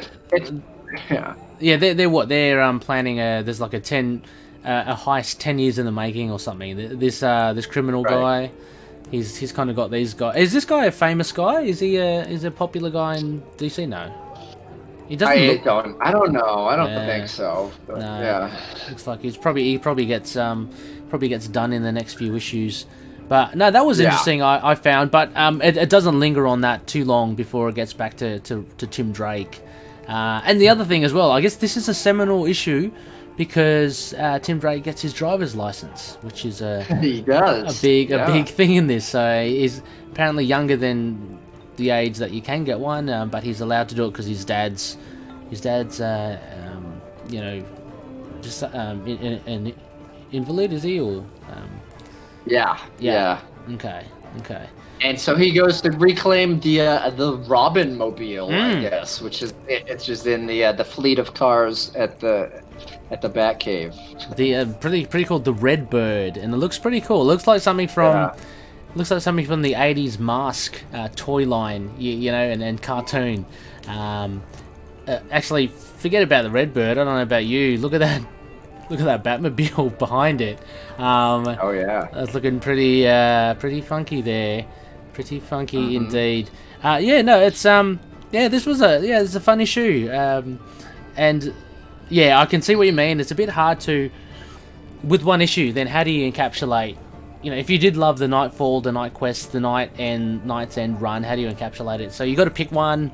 This was sort of at random, sort of by the cover, but upon rereading it, one thing that is kind of funny and topical today is we see like this sort of a sleazy movie producer office trying to get Crocky the movie off the ground. Yes. You know, capitalizing on Crocodile Dundee, most likely. Yeah. But he gets a phone call of someone pitching a life story of a master criminal, and it's a man in the shadows with long hair and a very creepy smile. It's autobiographical. It's the Joker. He's the Joker. He's pitching the Oscar-winning film Joker. Maybe that's Joaquin Phoenix in the shadows there. Yeah. He even has the hair. I want that Oscar. He's saying. So that's right. I forgot about that. There was yet another thread that Dixon chucks into this issue. So there's a lot happening in this issue, but I think it's well balanced, essentially, and the main thrust of it, which is the cover, and thank God that the cover this time. Well, this cover reflects what happens inside. You know how many times comic books have misleads. But yeah, we do get a throwdown there. Are you a fan of Azrael, or is that partly why, or no? I was. I think that I had that just rebellious teen in me where I was like, oh, this is a Batman that's not afraid to do what it takes. You know, not like I was pro murder in comic books, but it did kind of take me out of it in terms of like some of these heroes. You know, you see it in the Avengers a lot. They're like, no, we don't kill, and it's like, this guy's a mass murderer. You know, you gotta.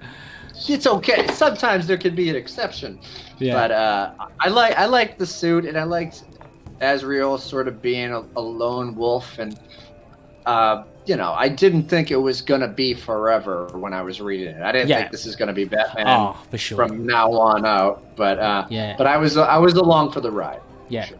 I mean, these days it's funny because like the comic book fan is a lot more savvy to these tricks that the writers pull. But what they've done now is, like, say for instance Wolverine, like, you know, they've killed him, he's died. But then he's dead for like a good 4 years. But you know, he's coming back. But you're still waiting. It's like, shit. And then before you know, it's like, oh, for 4 years. Okay, he's finally back.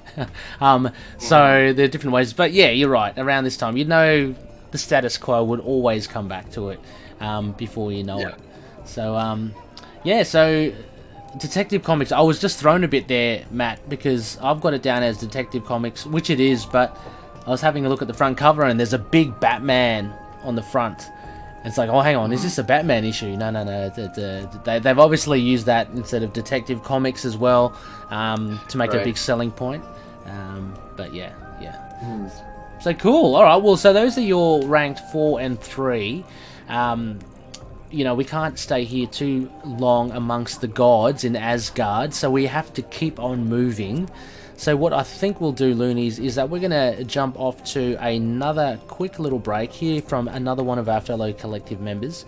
And when we're back, look, we're not going to bother Khonshu. Matt and I will make our own way to another location for Matt's final 2. So, catch you then.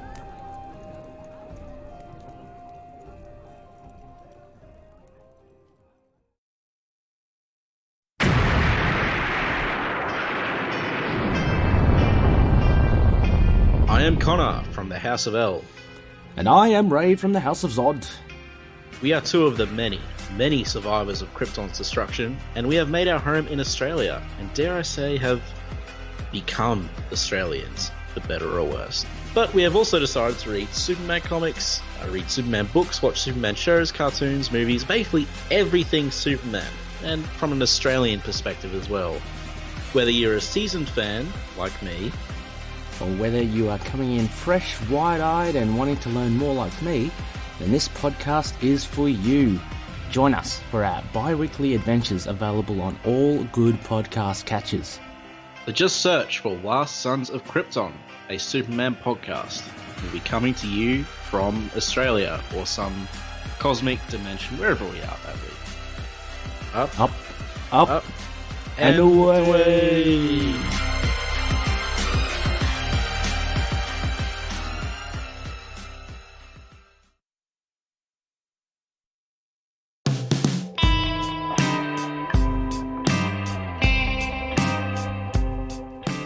Yes, welcome back, Loony listeners. You are here again. This is the ISLA RA Sessions, episode 146, and we are at the pointy end now, baby. This is it. We are in the top two books for special guest Matt Kona, current co-host of the Quantum Zone, the Quasar podcast. Anyway, so Matt, you can see it's a little bit echoey, it's a little bit reverby. We are actually within a large metallic, I guess it's a sphere, I don't know what it is. There's a lot happening here with a lot of these Supermen running around.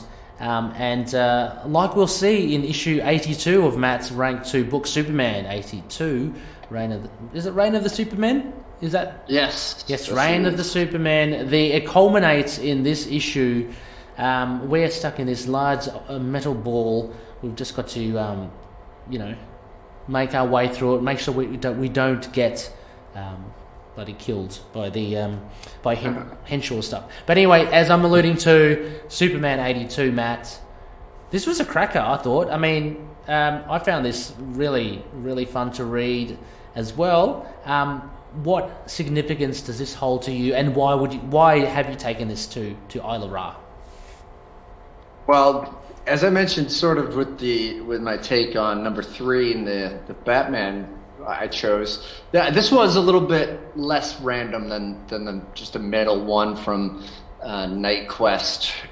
This was how Superman came back, or how he kind of came back and solidified his place, because I think it was a prior issue where this mysterious long-haired man in a black capeless uniform shows up. So at this point in the reign of the Superman, a lot of stuff has been going on. You got the cyborg Superman, you got the Eradicator, and you have Steel. Yeah, he's pretty cool. I've kind of taken a liking towards Steel. Yeah. Mm-hmm. And then you got Superboy, and is that Connor? Is that Connor? Is that Superboy Connor, or is that Jonathan Kent? I'm not sure. See, I don't remember. I remember reading this is both marketing and storytelling, but they sort of split them all off into, well, not all of them, but Steel and Superboy got their own series after this. Obviously, the Eradicator doesn't make it, and Cyborg Superman, of course, no. But yeah, I was a big fan. I did read Steel, but I was more of a fan of the Superboy comics in the wake of this. But this one is. You also got Supergirl and Green Lantern in there. Yeah, Green Lantern was a bonus, actually. I thought seeing him there. Yeah, and he takes on Mongul, So listeners who listen to my other podcast, The Last Sons of Krypton, the Superman podcast, knows my love of Mongul only because of his ridiculousness. But yeah, he's a pretty big hitter, and he takes on GL, and he still wins though, Hal Jordan. But he comes out of it looking a little like someone coming from 10 rounds with Mike Tyson. Yeah. Especially this era, Mike Tyson, 90s. Oh yeah, he's brutal. But no, so this is so again, I guess in summary, for those that haven't, this is the culmination of the reign of Superman. It's revealed, no spoilers, it's a while now, but Hank Henshaw, who I believe is an ongoing Superman character, he kind of gets the shits, doesn't he, or something, and he turns into a cyborg and assumes a role, and it's revealed that he's a cyborg. He has complete control, that's why we have to be careful in this vessel, Matt. He has complete control of all machinery, which is pretty damn cool power. Including Steel's outfits. Yeah, which is really cool. So he is not happy. Superman we later find, is the real Superman. He's in the very 90s for me, like the black suit, guns. It's surprising that he's got a few leg straps and stuff. Yeah. Superman with a gun is sort of weird, but he's not charged up. He doesn't have all his powers back. He doesn't know. He's recovered. He doesn't know that he was dead. He thinks he was in a coma or something. The Eradicator has to be like, no, he was Gonzo. That was it. And that was the thing. The Eradicator was the one, and of course it's like a one-time only thing he could do. He actually brought Superman to life through some comic book science. I can't remember it now, but he somehow aligns the planets or something, and he manages to bring him back. And Superman's bigger and badder than ever. And this is great because this is a whole kind of moment when Superman gets his powers back and he starts to fight against Hank Henshaw. Still gets a bit of a run as well. Supergirl, she's in there. She doesn't do too much. No, I think she did more in the lead up to this. Okay. By the time they got to this point, even Steel, he's all banged up. These and Superboy, even though he says don't call me boy, he later embraces that. He's Superboy. They don't have a ton of stuff. I mean, so it's mostly focused on Superman himself going up against the cyborg version, Henshaw. Yeah. So it's pretty cool because I mean, there's this. Okay, so for Patroni's as well, and Matt, there's this panel there where Henshaw creates a face out of like just the surface of the metal inside the ceiling, and he's kind of following them. I just love how he's kind of almost like within this realm. He's like omnipotent in the sense that he can just control any of the surfaces, and he really does a number on Steel, which is pretty cool. Steel's just like a normal guy, right? He's like Iron Man, is that right? He's just a guy in a suit. Yeah. Okay. Yeah. Yep. So I'd worry about him. He ends up kind of almost without his suit, so that he doesn't have much going on there. But no, this was a really fun one. Are you a big Superman collector? Like, I mean, obviously this is one of your four, but so do you collect Superman now, and have you? I don't really collect a ton of new comics like in general, but I'll buy the landmarks. I bought the big Action Comics. 1000. Yeah, 1000. I buy Detective Comics 1000, and I still keep up, but I still occasionally dip my toe in there, and I chop my toe off and I throw it in there. But I really enjoyed specifically around this time, because there's just like Spider-Man, there's a multitude, and Batman, there's a multitude of different Superman titles. But I really liked the one that was started in 1987, just the self-titled Superman book. Okay. So it was kind of neat. I was kind of neat that this one culminated in that story and whatnot. Yeah. But I was for sure a big Superman fan, a son of Krypton, if you will. Yeah. Well, I mean, you certainly picked the big guns for your books here, Matt. So just a quick recap: you've got the Mighty Thor, albeit Eric Masterson, but he's still Thor. So Thor, you have Big Thor. Yeah. You have Actually, this is funny. This is a bit of a running thread. You have Batman. Not really Batman though. It's Azrael, but as Batman. So those two at least. We have Superman here. The return of Superman. So the real Superman has been away for the whole issue, but he comes back at the end. So that's a funny kind of correlation between the three. It is. It's like, do I only like sugar substitutes? Do I not like sugar? You know, Yeah. I'm a vegetarian. I eat a lot of fake meat. So maybe, I like. Maybe. I like things that are just slightly off. Yeah, or maybe, absence makes the heart grow fonder. You love it when they're kind of away, and when they come back, it's even better. I'm not sure. But also, anyway, so let's get into your final one. Rank number one, I think you dropped the name there. Another big gun of the big two as well. Just before we get into that, in this metallic, we'll see some drones here, Matt. They're causing havoc. They've obviously spotted us. We've just been perched on the ledge here. Now you do have your quantum bands with you, right? So can you how about you okay, I don't know. I'm gonna shoot something.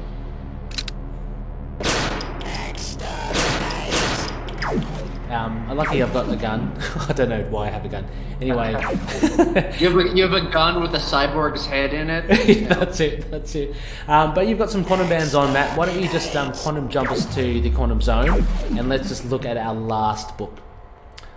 Bloop, bloop, bloop. I don't know what sound a quantum jump is, but clang. I like to think it's the sound that they use for flashbacks in Wayne's World. Okay, perfect. Okay, so just clang those bands, and off we go.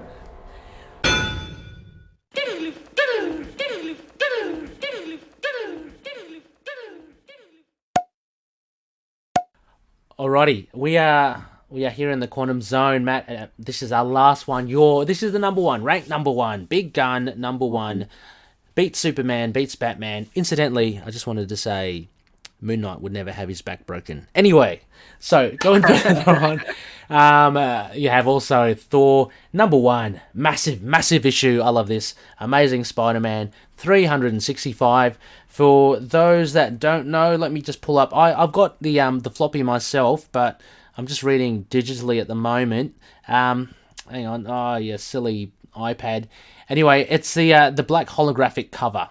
So for those that don't know, I don't know. Were there any variant covers for this that you are aware of? I only know this one. So I don't believe so. But I know that around this time there were holograms across all the Spider-Man titles. I believe.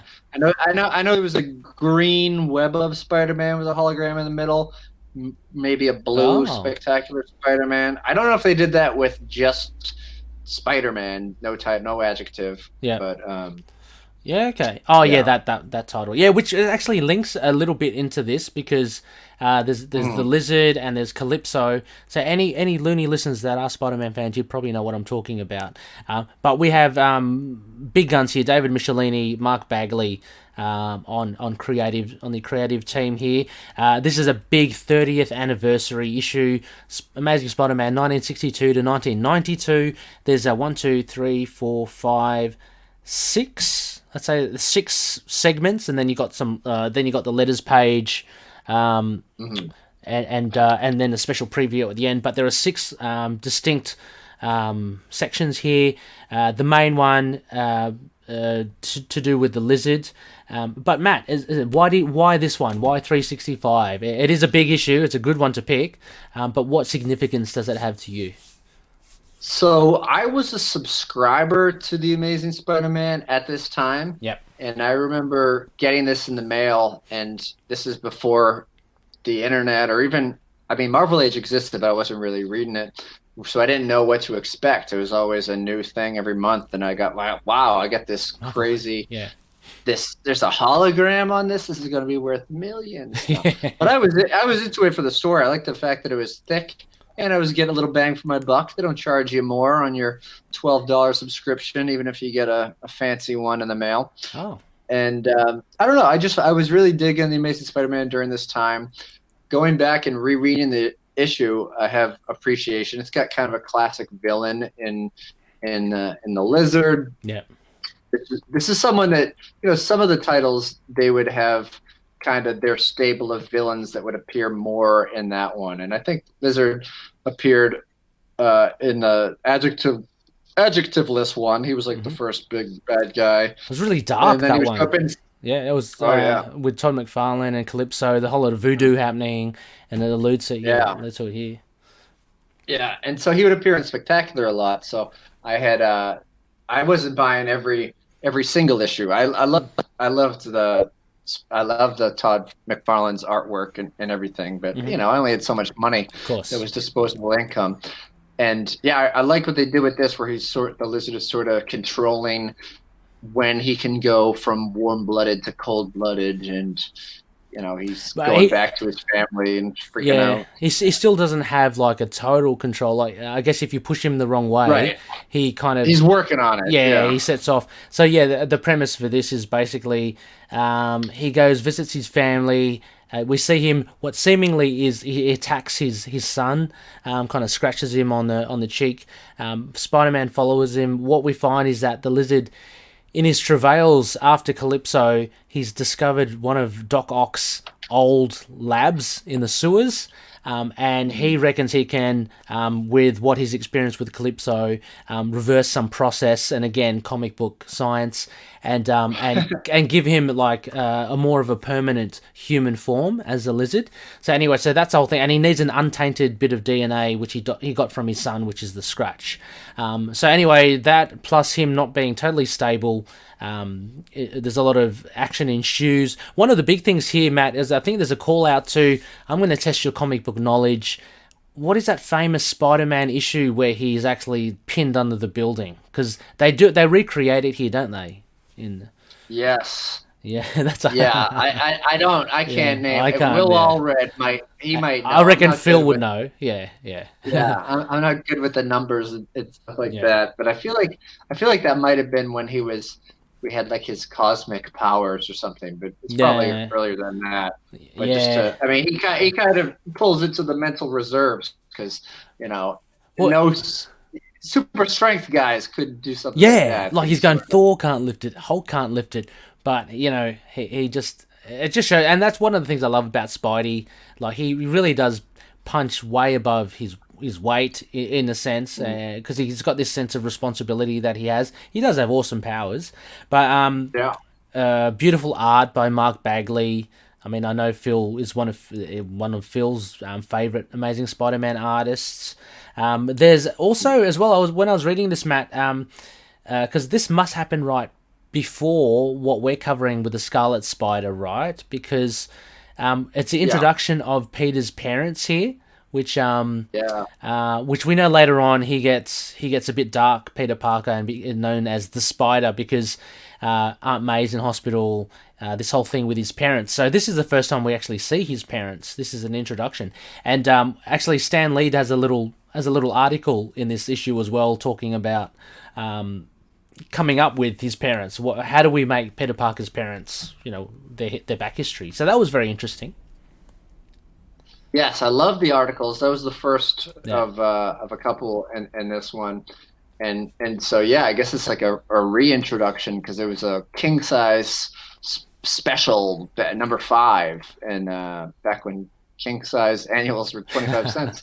Wow. And he talks about it. It had to do with like spies, and it involves the Red Skull, which is kind of cool because that's not someone that you would connect with Spider-Man normally.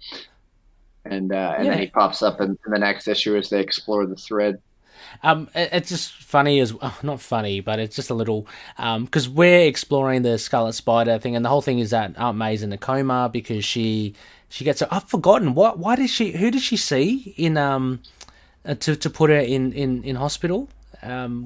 The parents. Is it the parents? Right? Okay. Yeah. Okay, because she does the same thing here, and I'm thinking, oh, she's done it again. You mean? Oh, sorry. No, Yeah. I thought you were talking about. Oh no. I don't think it's the same coma, right? No, it isn't. But I was just thinking, poor Aunt May, like she's her heart is going through the ringer. Like she sees Peter's parents here, she keels over, but we know at the end of the issue she's just all right. She's not bad. But you and I, we do this. Yeah, we do this thing later on, and she keels over again, and she's in the coma.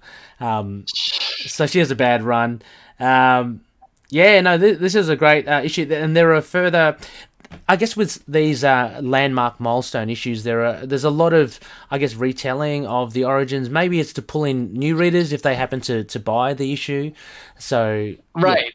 But I really like how they did that, and it sort of brings you up to speed in the pre-Wikipedia days. Yes. And stuff. Yeah. So you sort of see this. The next bit is J. Jonah Jameson. How I created Spider-Man. Yeah. During a little chapter of his book that he's going to dictate to have written out, and it's his commentary over what we see is sort of a refresher of the origin story. Yeah. And and the fake news version, all trajectory. Yeah. Oh yeah, absolutely. And it's good because the writing and the visuals play off each other. J. Jonah Jameson's text is what he thinks, but then you see the reality.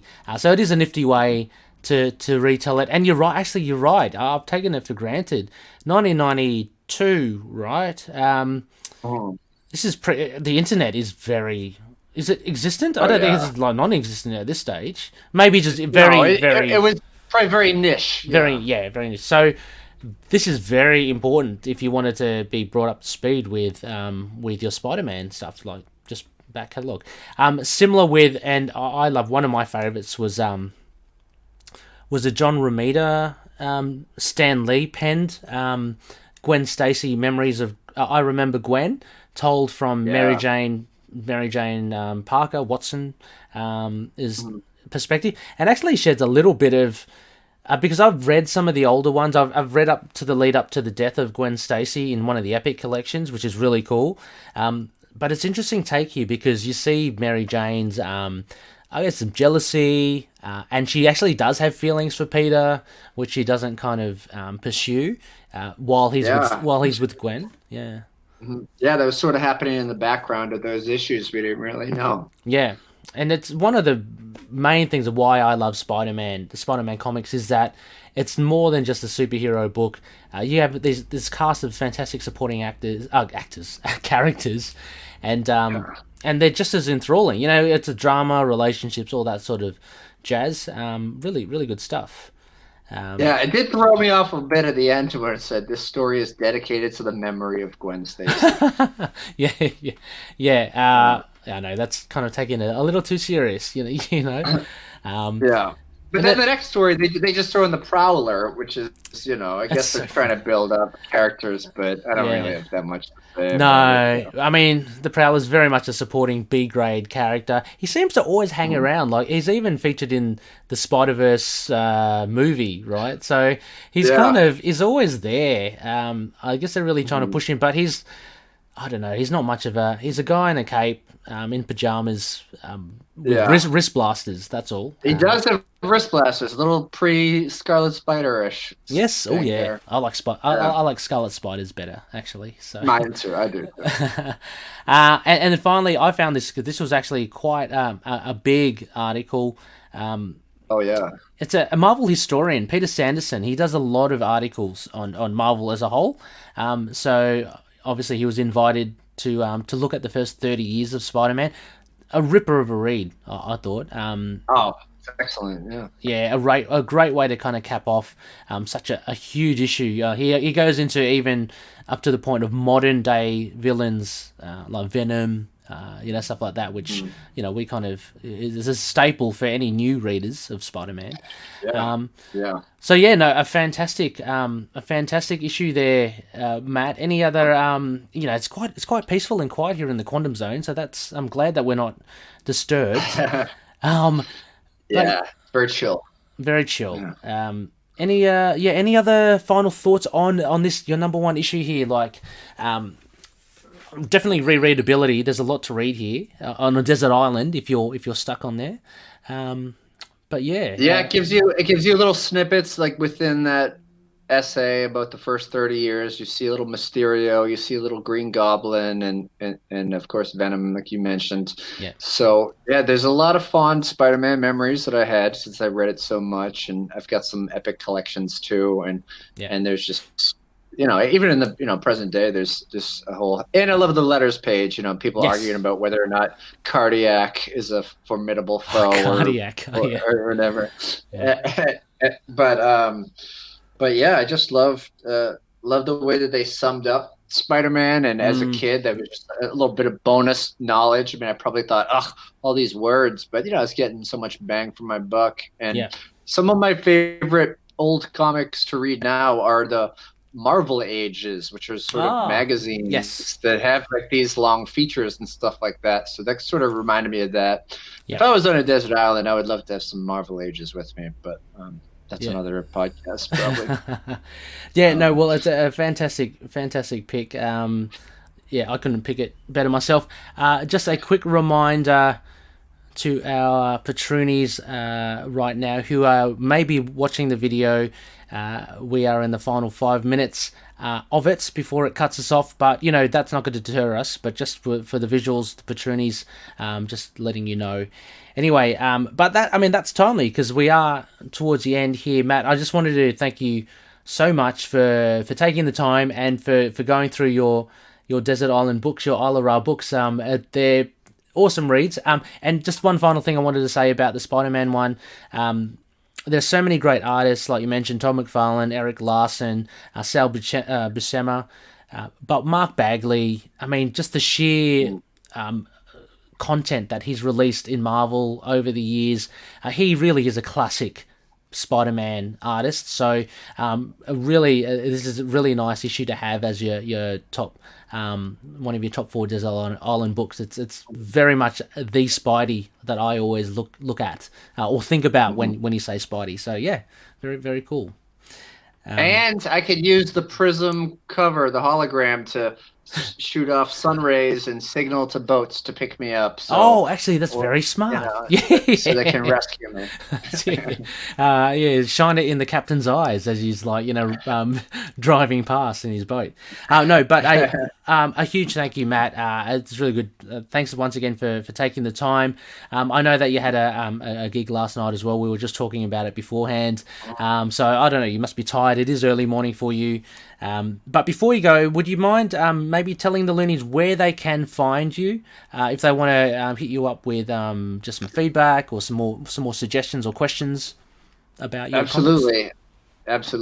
And you could see me do another gig on a separate on a similar webcam setup at Matt Kona, MatTKona. That's what I'm the at symbol in front of on the majority of.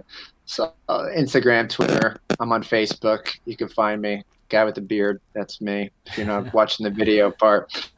But yeah, I'll do gigs online. I got some old videos on YouTube. I should probably put some old ones up.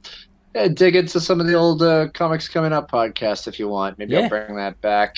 And this was so much fun, Ray. I really had a good time chatting with you and rereading and going over some old memories. Good time, Matt. Too easy having you on here. It was really good. Just also as well, definitely check out Matt's previous podcasts as well. But also check out 2 others: the Quantum Zone Quasar podcast, which you can find on the Capes and Lunatics. Just search Capes and Lunatics. We'll have the links all in the show notes. But also as well the Ultimate Spider-Cast. At the end of each month, Matt, I, and Phil, we do a retrospective look at the journey of the Scarlet Spider, Ben Reilly. Very fun stuff indeed. We've got a few under our belt, but go check out Matt there. He's very cool. And just send some feedback to the Quantum Zone as well and heckle they're always good fun to have a jostle with. Thank you so much, Matt. Next phase, we have Loonies. It is a waning crescent. If you look up into the moon sky, it will be a waning crescent. And Khonshu decrees that is a Lunar Pick Classic Run review. So we'll be looking at Moon Knight Volume 1, Issue 14. The Stained Glass Scarlet, and hopefully, fingers crossed, I'll have guest co-host Scott Weatherly from the 20th Century Geek podcast and Stories from Time and Space. Very cool. Matt, I've got to get you onto these podcasts as well. I'm sure you would love it. Stories from Time and Space, very much sci-fi oriented, and 20th Century Geek just basically pop culture, but really fun stuff. Yeah, Scott's really cool from the UK. So check that out. That will be out next week. Also, as well, Loonies, we are part of the collective. Just go check out all of the other shows that we are affiliated with. You can check it out on Twitter, #TheCollectiveNet. If you type that in, you'll see some shows connected. The likes of Inner Demons, a Ghost Rider podcast, Earth's Mightiest podcast about the Avengers, or TV Podcast Industries. Those guys do great work on the TV shows and movies, all related to with comic books and trade paperbacks and graphic novels. Finally, you can find us on email at itkmoonnight@gmail.com, as well as Facebook, Twitter, Instagram, YouTube, Discord, Get Vocal. We've got a couple of websites. As mentioned before at the top of the show, Patreon. Also, wanted to mention our sponsors, Hello Headphones. Empowering gamers to do their best. And we're on Podchaser as well. It's a very cool platform with it's like a feed for all your favourite podcasts. I know that we are off the feed now, Matt, so that's okay. That's fine. The Patroonies, I'll have to just send them some hugs and kisses. And yep, so finally as well, just check all the episode, the podcast episode description for all the details. I'm going to chuck in all the references that Matt's made to what made him become a stand-up comedian, how he got into comics. If you're interested in any of those name drops that Matt has given in the show, just check out the show notes. So once again, a huge thank you, Matt. I'm assuming a big cup of coffee now for the rest of the day. A bit of a lovely, maybe another little cheeky Tom Collins, if you can squeeze it in between breakfast and lunch. I gotta track that weird magical citrus mix down someplace. Yeah. And with that, Loonies, may Khonshu watch over the denizens of the night. Catch you later.